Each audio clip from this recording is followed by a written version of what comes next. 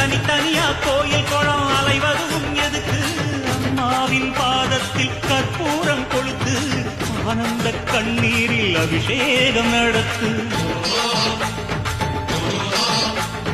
காட்டு வீரங்கெல்லாம் கொடுத்தா தாம் மதிப்பு, பணக்காவி சூரவி எல்லாம் விழிஞ்சா தாம் மதிப்பு. பணம் கொஞ்சம் இருந்தாலும் கொடுத்தா தாம் மதிப்பு. நீ மகன் என்றால் உன் தாயை மதிச்சா தாம் மதிப்பு.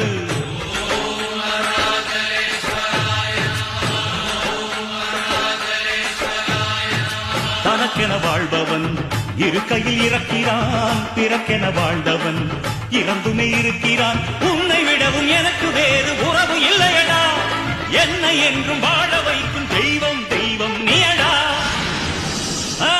அதாண்டா இதாண்டா அருணாச்சலம் நான் தாண்டா அன்னை தமிழ்.